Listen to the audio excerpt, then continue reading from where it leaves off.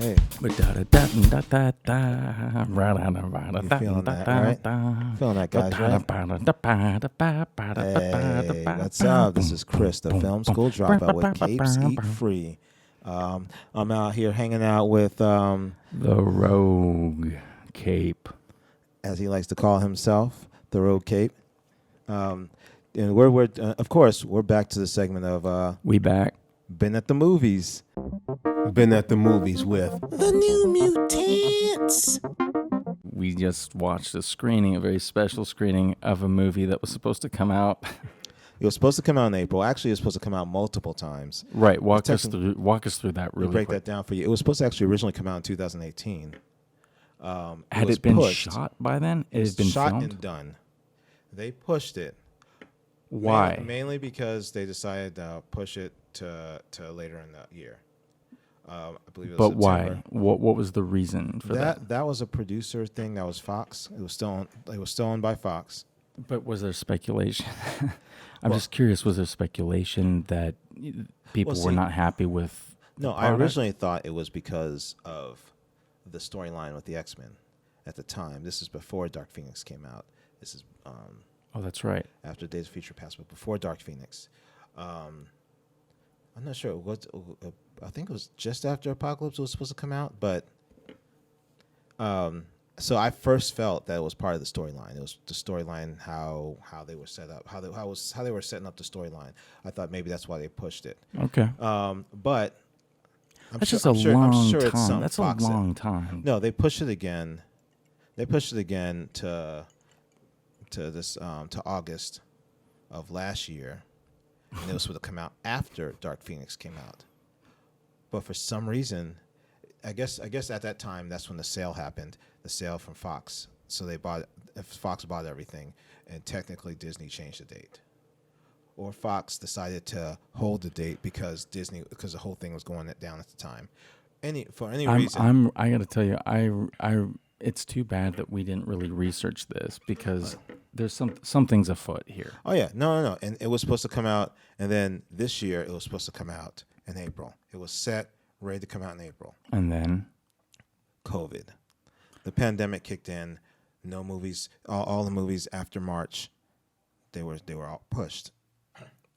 So they had pushed it because at the time in March they were like, yeah, this COVID thing's going to last just a couple months. That's all, a few months. It'll be done in June. So it's supposed to come out on August 20th.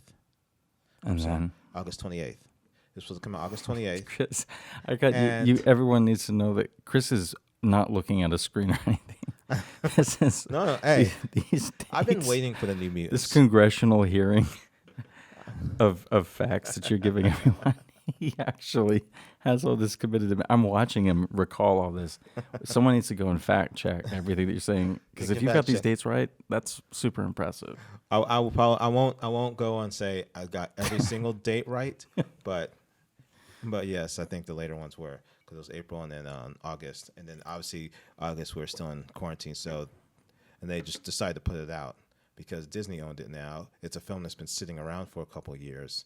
Yeah, but what's to test the theaters with it? But they didn't test the theaters with it. No, they did. It came out in theaters. It when? Came out in theaters in October. Right, but anything. Hold on, dude. Open. Anything that happened this year does not count as a theatrical release. Hence why I said the tests, because this is obviously they tested with Tenet, they tested with New Mutants, and they tested with what else did they tested with something else. Damn, what was the other movie? It wasn't a superhero movie, so I don't have to know Mulan. It right now.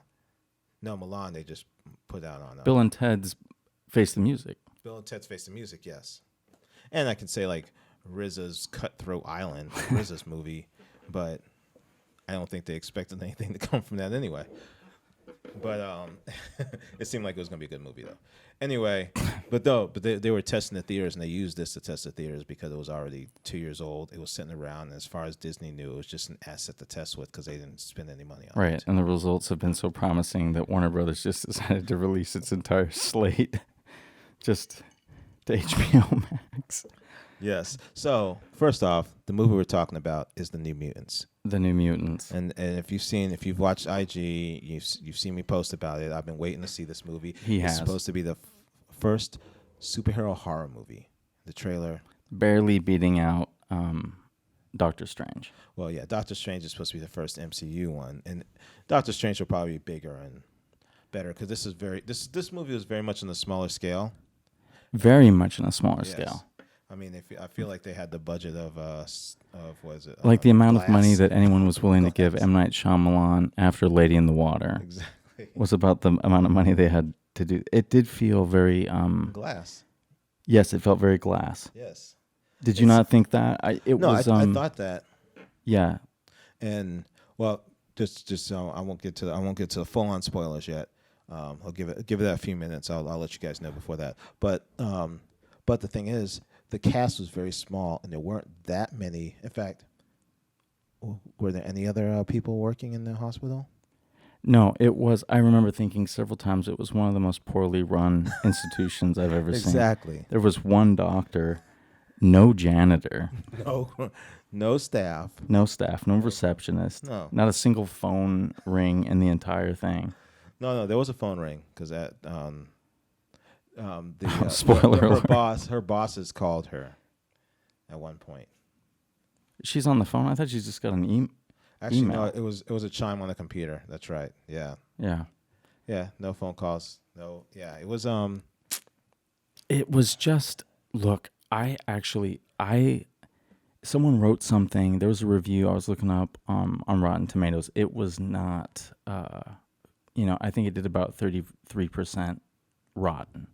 So it was, it was a critical miss. I read one critic, Ed Potton from the Times, wrote, "You could call it One Flew Over the Mutant's Nest if it had an ounce of wit or personality." And I wouldn't go that far, but I know what he's saying. Dude, I get what he's saying. I do think the movie did have a little personality. A little. It was very small scale. First off, just so you guys know that the story. Hold on. It felt small scale, like, Yes. but then there'd be a sequence that I'd be like, oh, like I thought Sunspot. I thought the effects on him were. Yeah, I was down with it. I thought a lot of it actually looked good. I'd say even as wild as the finale is, I thought it looked okay for the most part. right. No, actually, For a movie that felt that the thing low is- budget. the movie looked great. I think the movie looked great. It just wasn't. It wasn't a big spectacle movie. That's what I'm saying. I think that's what we're trying to say. Yeah. It felt, which put felt the movie small, in a but- weird position because you've got mutants without really any reason to mutant out at all. Right. It had sort of a like Breakfast Club vibe to me. Dude, actually, You know what I yes, I mean? can see that. Yes. First, I just want to say real quick that like the movie, the pretty much the story is about this group of mutants, that's pretty much in the hospital that's being tested. They're young mutants that they're just discovering their powers and they're being tested at this hospital. Now, in the comics themselves, did you read New Mutants at all? I did not read New Mutants. I followed them a little bit. I didn't know New Mutants is technically in the comics, the New Mutants are just kind of like a smaller. They're kind of like a new version of the X-Men. They're kind of just like newer recruits. So the New Mutants technically in the comics were a spin-off of the X-Men. What kind of capers did they go on? What kind of crime did they fight? Like, who did they go up against? No, they cracked like Babysitter Club style crimes. No kidding. No, it was like when the X-Men were out doing something, and then somebody would attack. They'd bring out the New Mutants to help protect the house. So pretty much they were glorified, hall monitors. But the thing is that there was a bunch of different like younger X-Men that were, for instance, if you guys seen Days of Futures Past, Mm-hmm. there's the future sequence with Warpath.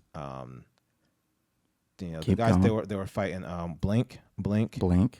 and Sunspot. Sunspot was actually one of the fighting the an older Okay, Sunspot. that was Sunspot. Okay. Older Sunspot. Those were technically New Mutants in the comics. They were brand new mutants. They were part of the New Mutants. In that movie, obviously they were grown up and they were like the main mutants because a lot of the big mutants were dead. But they were technically the whole story behind that is that they were the younger mutants that wound up growing up and they're fighting for the future. Ultimately, I did like the movie I just felt it was. I liked it too. I did like it. It was a good story. I mean, I think the characters were they were well fleshed out. I mean, none of them was winning Oscars or anything, but they were fleshed out. Here's the thing: people ask me like what my favorite movie is, and I'm like, oh man, the answer is probably Top Gun.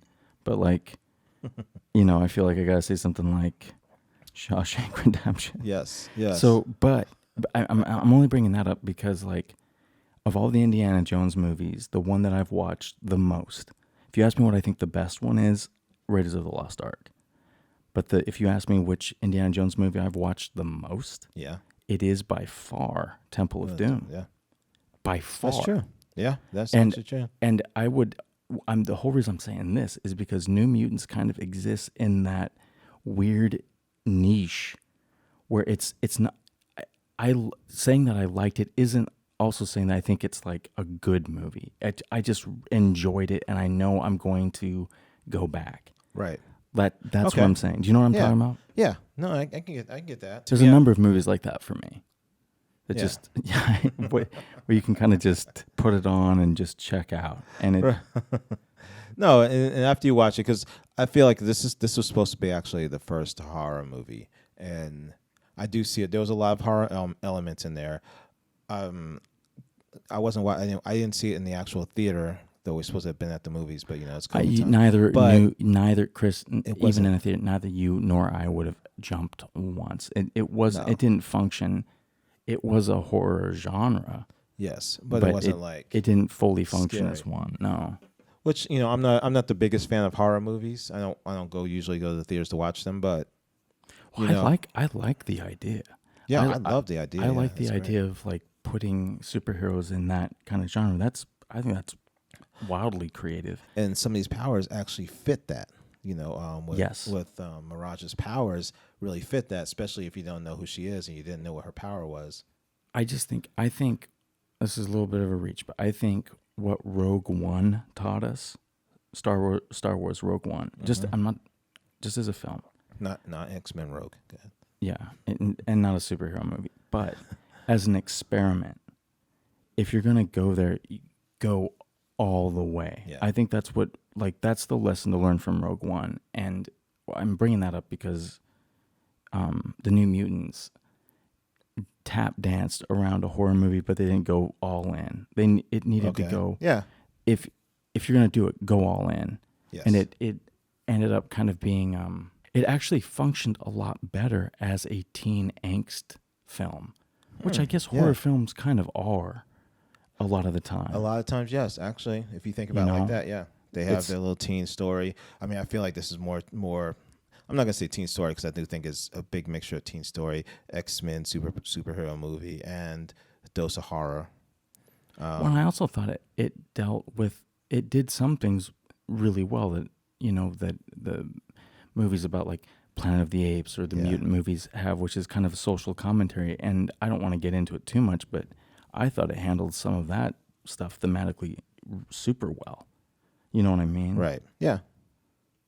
Yeah. I mean, and they, they mentioned the X-Men a couple times in that thing, but make sure you know it's in the X-Men universe. Oh, or a couple shout outs. Yeah, pretty much. We're gonna get in deep now. Yeah, let's get into some deep. So just so you know, this is spoiler alert right here. Spoiler alert. So you haven't seen it, go watch the movie. We haven't said a single spoiler yet. I mean, we said a couple things you could see in the trailers, but all right. But I'm just saying, spoiler alert right now. I say go see the movie, really check it out, and then listen to the rest. Of course, you're going to go see the movie. That's the thing about these movies. You have to see it. That's that to me, that's built in. Well, yeah. If you're a Cape C Free fan, you should have to see it. Yes. But I say go see it. Capers. But, with some prejudice. If you manage your expectations a little bit, I think that helps me. See it with the right person. Yeah. Yeah. And manage your expectations, and it'll be all right. Right. And if you're expecting them to like jump into your lap from fear, not a date movie. That's your move. It's not going to work. Okay, let's get into the deep, dude. All right, spoiler alert. Here we go. So these kids are they're being held in this facility under the impression that they're being vetted for Xavier's School for Gifted Children. Yes, that's the whole line. They think that like, hey, once you learn how to control your powers, then you can move on up if you want to the school of the gifted. Which Right. is And the excellence. understanding that they're in this encapsulated in this force field is to protect them essentially Yes. from themselves and others from them. Yes. Right. So okay. I've only heard the kind of gasp you made watching this movie one other time, and it was during Thor Ragnarok with a girl I was dating. This Caroline Henry. Okay. I was sitting next to Caroline. Shout out to Caroline. What up, Caroline? Whoa. I was sitting next to Caroline, and I'm watching Thor Ragnarok. I'm thinking, dude, Chris Hemsworth's holding court. This movie is hilarious. It's wild. It's out there. This movie is incredible. Like, Chris Hemsworth is a leading man. I'm thinking all this. And, dude, he takes his shirt off. And, dude, Caroline let this gasp, made this, like at the mere sight of Chris Hemsworth, a gasp, by the way, she's never made in front of me. While currently dating. Yeah, while we were dating. It It doesn't matter that we were dating, but it was a fact. But the only other time, the bullet point here is I've heard that gasp again tonight, and it was with you when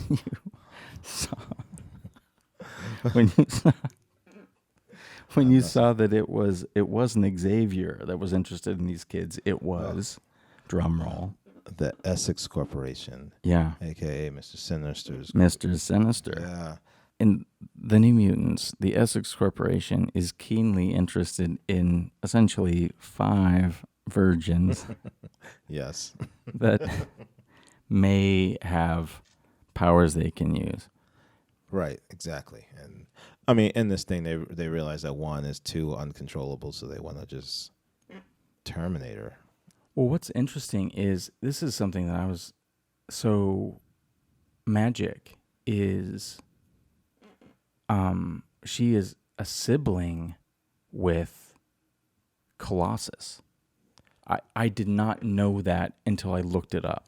But she's Russian. Right. And so is Colossus. Yes. And they're siblings. Yeah, I would say yes.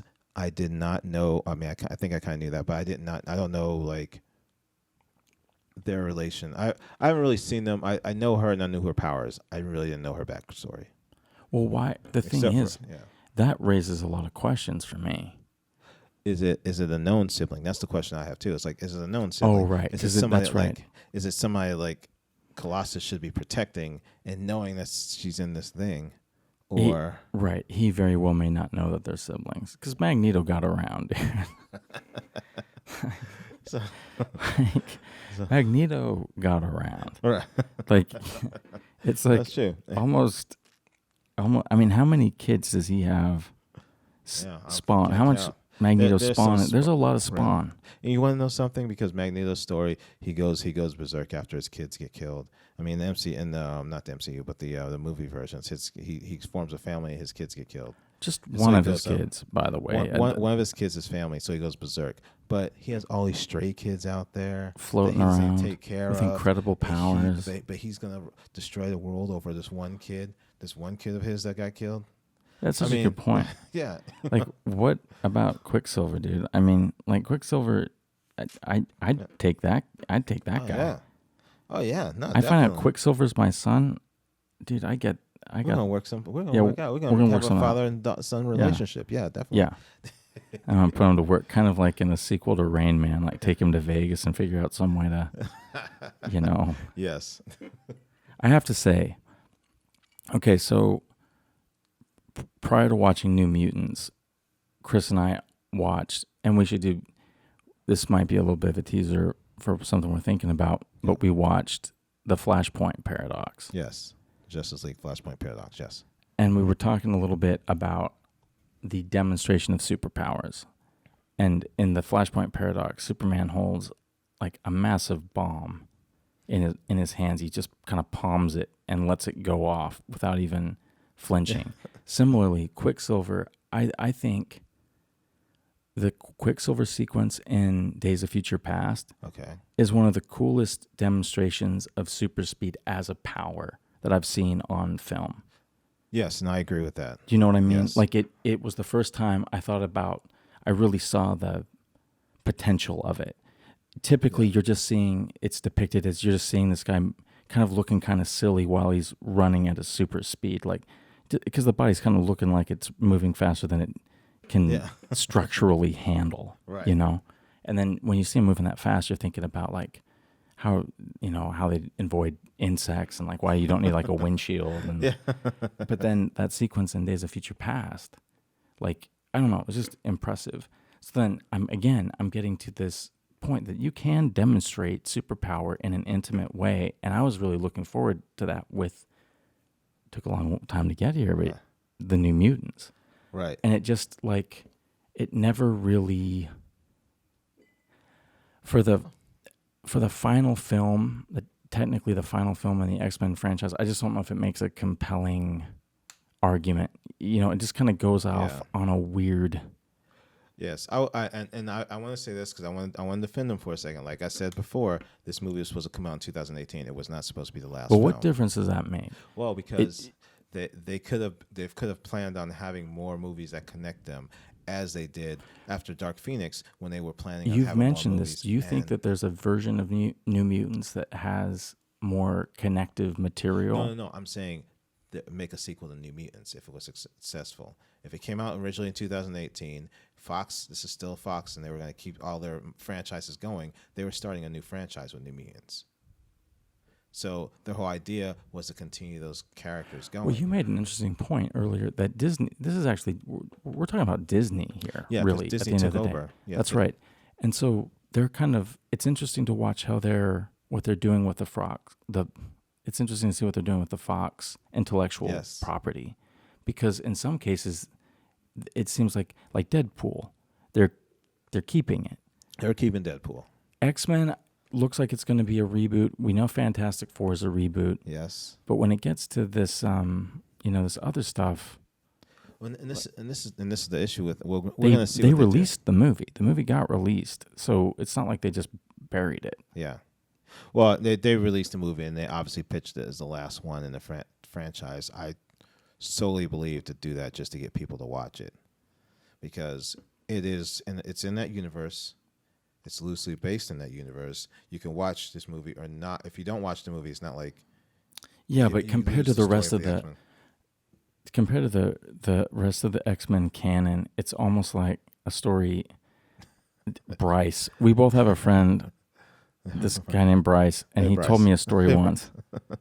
I was sitting on the couch in your living room, and Bryce was sitting there and we were watching TV or something, and just out of nowhere, like completely unprovoked, Bryce told me, he goes, so I went to the bank, and I made a deposit, and I got my slip, and it was for the amount that I deposited. And I was like, yeah. He goes, no, that's it. No. And I was like, oh, cool. Like, I'm glad. It sounds like it went perfectly to plan. And this New Mutants is kind of like that story, dude. Like, compared to the rest of the canon, it's why do I need this information? Exactly. And do you know what I mean? Yes. Like the original idea was this is going to be an origin story for a whole new spin-off. The performances are great, by the way. I really like which was it Wolfsbane? Wolfsbane. Yeah. Ariana from Arya Stark from Game of Thrones. Maisie Williams. She's a real person. All right, Maisie Williams. But yes, I like her style, man. Like, and she was just fun to watch, and it was an interesting character. They were all interesting. It was as characters go. It was, and that's what I know is going to make this one of those movies that I watch again and again. That I'll just put on the background. You pay attention to certain parts, kind of like going. And I'll get more and more into it. And next thing you know, like a year from now, I'll be saying, New Mutants is it's a better movie than people think. Yeah, understand. It's like that. We're giving you this podcast right after watching fresh. So if you hear us mention New Mutants again, and I'm still processing. We process it. We're processing. I'm processing it. I realize I've kind of, I've bashed on it a little bit and I've complimented it a little bit because I'm conflicted. It's not a home run, but it's not a strikeout either. No, it's not. And I don't look at it as like, because personally, I think it's fine. I think it's a home run. It's not like the best movie ever, but I do think it's a great origin story for what they planned on doing it with it in 2018. Times changed for Fox, and so now the movie is put out now, but the expectations were bigger because it's supposed to be this thing that launches that franchise, which is a dead franchise. So this movie that's supposed to set up something isn't setting up anything because that all of a sudden becomes the end. There's no after credit sequence, so don't go watch it. I feel like it's Chris better than Dark did. Phoenix. Chris said the whole thing. Just nothing. You gotta watch those credits now. Well, you know my motto: you go to the bathroom during the credits. That is his motto. Shout out to the movie. I asked him once if he was ever going to get a tattoo, what would he get, and he said that was what it would be. Well, I say this a lot, and it's not that hot a take anymore. But like when Captain America: Civil War came out, I think that's when Batman vs. Superman came out. I think those two came out the same year. Is that right? Around the same time? Civil War and Batman vs. Superman? Yes. I think it is. Yes. And something that was made very clear at that point was that everything that Marvel was doing, they'd earned. Yeah. Every character on the screen, every subplot and story being told, I was invested in because they'd carefully built out and integrated their canon of films. Yeah. I'm bringing that up because New Mutants, like, it doesn't, even as you're saying, it was kind of originally more conceived as something that exists within the tapestry of the X-Men. Mm-hmm. I'm not seeing what the point of it existing is. Like, even something like Ant-Man and the Wasp contains in it relevant piece of information to the greater picture of what's going on in the Marvel Cinematic Universe. And I have to ask, like, what is the piece that I need from the New Mutants that would have been applicable in Dark Phoenix? No, it would have been applicable in later movies within its own. Yes, in the Fox Marvel at the time, Fox Marvel universe. With the hope of put occasional crossovers and things like that, cameos and that sort of thing. Exactly. Right. No, it's just kind of like how Batman versus Superman. Yes. Obviously, they kind of broke up the whole after Justice League. They kind of just deciding what they're going to do over there, Warner Brothers with it. Right. But they set up the whole thing with Apocalypse War. Originally, that was supposed to be part of a trilogy. They're going to do a trilogy where it leads up to this huge apocalypse war with Darkseid and the Justice League, the superheroes on Earth. Right. So they set that up. Like, if you guys remember the dream sequence that Batman had, and you see the Flash come in from like in some strange suit from some like warp zone, warning him to find him and find the people. That was a setup for later movies, which didn't happen. At least didn't happen yet, because they kind of defunct after the failure of Justice League. They decide we need to decide what they're going to do. The failure of Justice League. But now, we're going to see after the new Snyder Cut comes out. Because they're not backing down. DC's still forging ahead. I mean, I don't see any.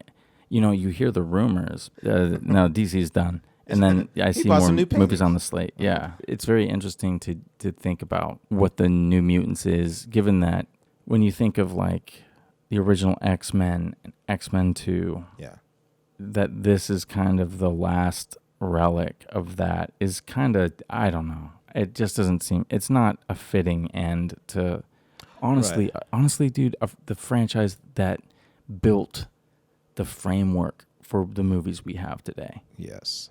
Right? Yeah, like, they built the framework for the MCU. What Fox did with X-Men that showed how it was possible to manage multiple stories of massive characters in the same film. That was dude, it's weird, but like at the time that X-Men was coming out, I don't think a lot of people thought it couldn't be done. Every other superhero movie, for the most part, at that time was single superheroes. Single superheroes, Superman, usually an origin story. Yeah.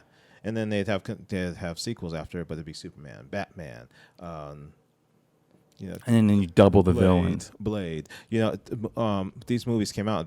They were all they double the villains if for the sequel if it was successful, but yes, X-Men actually showed how to deal with the group, and I think X-Men 2 mastered how they deal with a group of superheroes and give everyone a story and everyone relevant.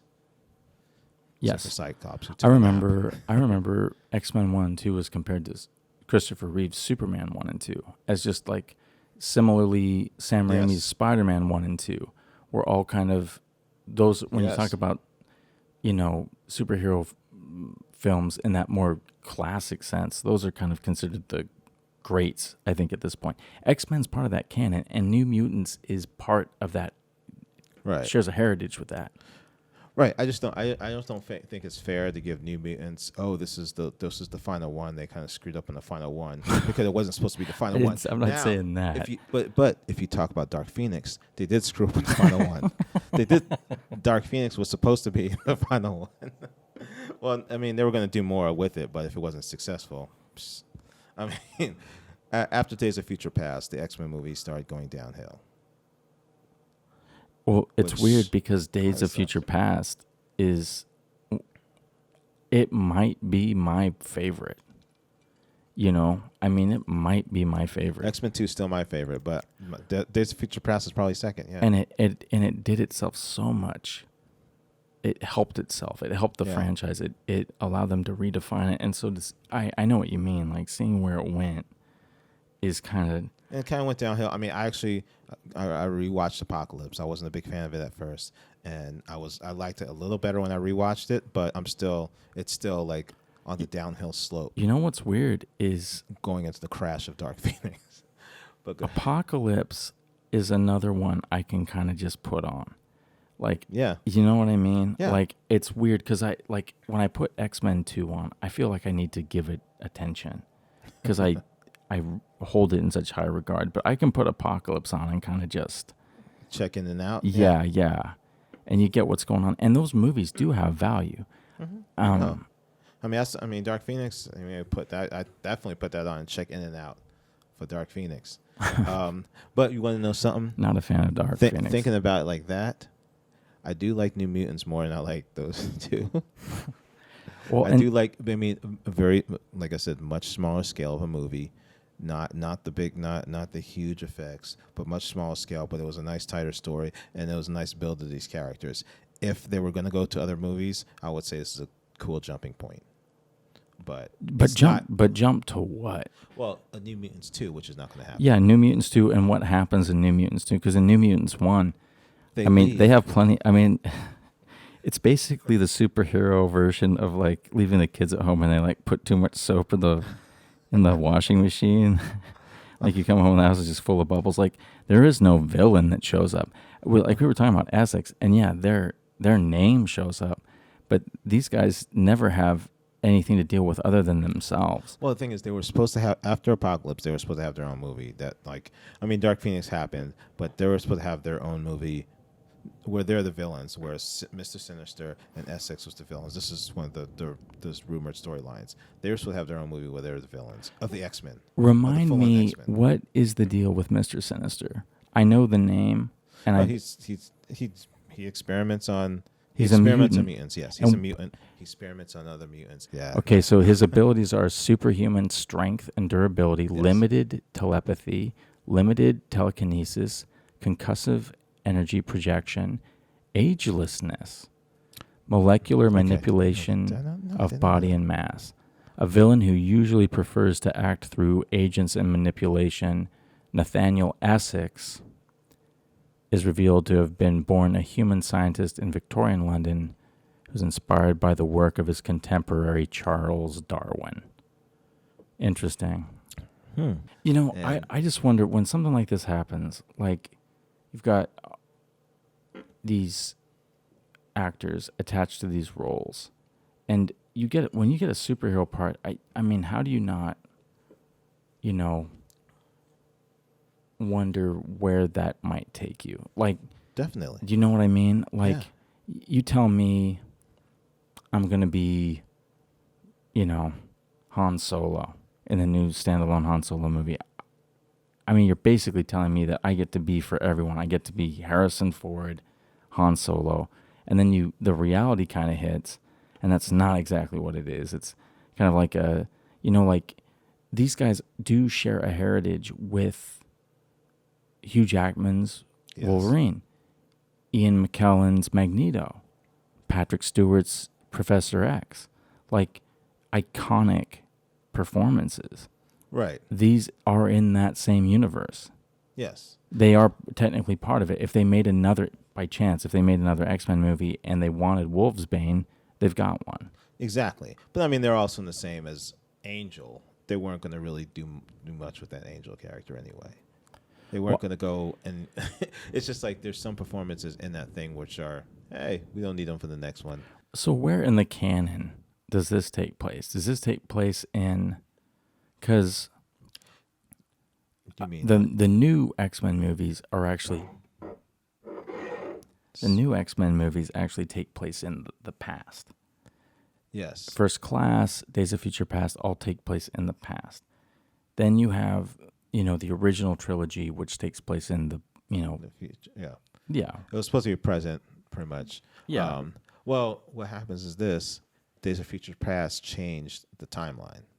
So where does New Mutants exist in that timeline? They would exist in the new version of the timeline. Where? What year is it when New Mutants comes out? That's a good question. Do you know what I mean? Yeah, no, where is it that's meant true. to sit in that timeline? That's true, because they don't really give you a exact response to it. You can look at the fact that Sunspot had a modern phone. He had like an iPhone. Yeah. When he was looking, so that's, I'm gonna say, probably current, probably 2017, 2018 when it was supposed to come out. That's my guess. Okay, so the chronology of the X-Men movies is X-Men First Class, Yes.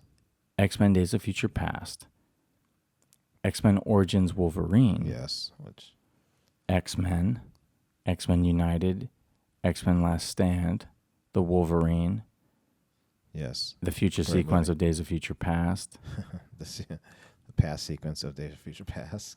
X-Men Apocalypse, Dark Phoenix. Oh, I see. But wait, Let's see. That's the thing. Apocalypse and Dark Phoenix still isn't in the present. It's got to be No, they're in the 80s and 90s. then Deadpool 2. Yeah. We think. Right. So even someone, Digital Spy, who's trying to put a chronology here, isn't quite sure where New Right. Mutants is meant to exist. Right. New Mutants is meant to exist. They do reference X-Men and the School of the Gifted. So that because of the telephones, I believe they're supposed to be 2017. Right. 2018. Okay. So one of the producers, Karen Rosenfeld, described it as contemporary timeless, which is weird when it's something that you're looking to add to the canon. Like if it has a vague. Well, that's when you can put it anywhere you want. That's the thing. Hey. It fits Well, then, wherever I you mean, want. if what we're talking about here is just like Which a fun Deadpool, ROM, too. and we keep saying this, but like if we're just talking about like a fun, then it did deliver on that. Like it fulfilled its Right. movie's promise. That's what I'm saying. Like that's why There I were feel like mutants. There was some scary stuff. The movie. Yeah, they did some powers. They tore some shit up. That's it. Yeah. No, and I want to say this too because they did want to build this thing. Game of Thrones was really popular. She became Dark Phoenix. I'm sorry, we know Sophia. She became Dark Phoenix, and producers probably, with their lack of imagination, said, "Hey, take the other kid for something," and they put her in this movie. They put her in as Wolfbane. They put Arya Stark, Macy Williams as Wolfbane. To me, I feel like they saw a future with that character, just like they saw a future with Sophie the Turner. Phoenix. Yeah, Sophie Turner. I feel like they did see a future with this. It just kept getting pushed to the point it became a pointless movie. I mean, storyline wise, it became a pointless Which movie. one are you talking about? I'm talking about the movie we're talking about, the New Mutants. New Mutants. Yeah. Because you keep taking the opportunity to talk about New Mutants to bash on Dark Phoenix. I mean, you definitely did not like Dark Phoenix. Dude, Dark Phoenix, man.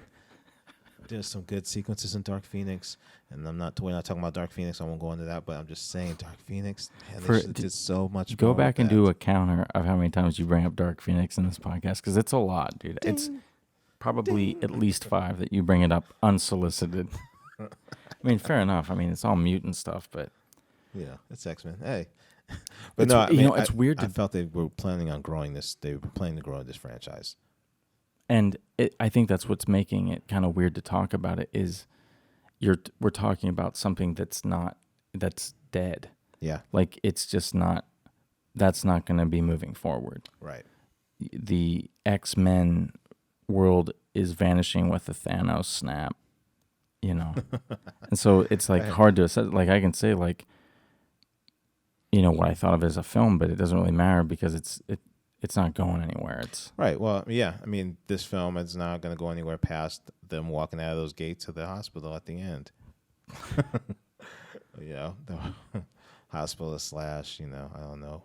If I were psychiatric ward. If I had control of the New Mutants at this point, I would do everything in my power to do a crossover with New Mutants and Breaking Bad El Camino.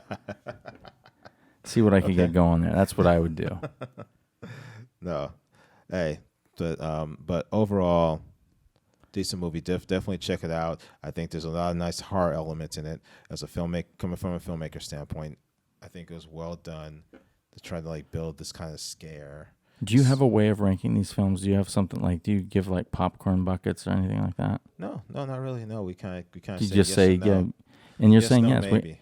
Sometimes we grade them. Like what's give 'em weird a is college everything grade. I'm saying. It's a yes for me. I did like it. Yeah. So that's. I mean, there's no escaping that. I did enjoy watching it. Okay. Yeah, and so the negative of it is just like how it fits in canon, which I think Fox ruined that by pushing the movie 2 years. 2 years. Yeah, they pushed it sporadically 2 years. Yes. But I just feel like they were in the position that DC is now, that they didn't know what they wanted to do, or a couple years ago that they didn't know what they were going to do with it. Now they just sold it off to Marvel. So That's just a long cop out. I'm trying to think of what other films can you think of that finished that long? Oh, there's tons of movies that finished that long. I can't think of them, but Really? There's No, a no. lot that long, years and years completed. They just sit there with no idea of sometimes. Oh gosh, I can't. There is a big famous one that was the original Fantastic Four. Well, I don't Right? know. I don't know. Actually, I don't know how long that one sat. I don't think it ever really came out, did it? Was there a VHS release of that? Oh, you mean original? Yeah, before? original. Yeah, that never came out in the theaters. No. Right, they never released it. Like that one I get. Because I'm a producer of that. I'd be looking at that and go, I paid $1 million for that piece. No, they have movies that sit for a little bit before releasing because they try to find the perfect time to release them.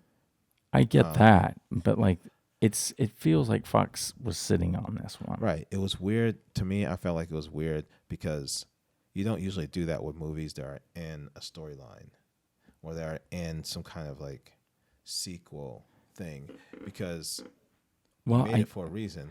I think it gets back to talking about what Disney does well. Like Disney manages its flow really well. And Yes. and Sony with Spider-Man and Fox with the X-Men, they've both struggled with their pacing, both of them. Yeah. That's a fact. Like Sony kind of got weird with Sony got Spider-Man off the ground, which was an incredible feat, but then it struggled. They've definitely been better off with Disney helping them out. Yeah. Well, I'd say they struggled after Tobey Maguire, which I don't like to say that because I'm not a big Tobey Maguire fan, but. What do you mean? You think that it with Andrew Garfield? Well, no, because they rushed the with Spider-Man. They had to keep the rights. Oh, right. They had to continue to make movies after both Sam Raimi and Tobey Maguire decided not to make 4. They had to put something together to keep the Spider-Man rights. Maybe we just got a reboot. Yeah, so you just got around a reboot. They did. But there was a lot of effort put into that. The Andrew Garfield there movies was. had a lot of effort, and he put a lot into it. I actually don't. I actually like Andrew Garfield. I like Spider-Man. Andrew Garfield Spider-Man. I want to do one of these on those Andrew Garfield Spider-Mans. Yeah, But we are talking about New Mutants. This is Chris and I keep looking for anything else to talk about because all we can say is it's good. Go see it. We don't understand why it exists. well, I understand. I feel like they screwed it over. The Fox screwed it over by not releasing it when it was supposed to be released. That's all. But we wouldn't look at it as the last film. That's all. We look at it as just another film in the franchise. Well, that's the thing is it does put a weird punctuation on the whole thing. Yeah. It's weird. There are some movies in a saga that can be so bad that it kind of affects the way you think about the ones that were good. This doesn't go so far to do that, but it does put a weird tint on the whole thing. I will say this, and going back to Dark Phoenix for a second. Dark Phoenix does that. Dark Phoenix does that. But you want to know something? What else? X-Men 3 did that too. When they tried to play with this Phoenix storyline. So that might be a thing that they just can't handle, that Phoenix storyline, because Phoenix does seem to be like it's a tough story to handle, kind of like the Hulk. Like it just seems like it's just tough to handle. Like what they did with Mark Ruffalo in the Avengers is great. Yeah. But I mean, he's buried pretty deep with other characters. A standalone Hulk film still hasn't been achieved. A truly great one. I actually like Ang Lee's Hulk film. I actually like it, and I don't dislike Edward Norton's. I liked Edward Norton's better, but I know you did. Look, we did it again. Like 2 sentences, and we're already talking about any other comic movie we can. I would say check it out, watch it.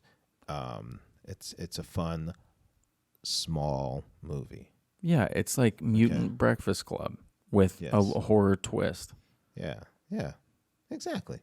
All right, no, we can go on that. Yes, Mutant Breakfast Club with a horror twist. Thanks, guys, for listening. Come back next time. This is Chris, the Film School Dropout. And the Rogue Cape. Yeah, and we done been at the movies. Really hope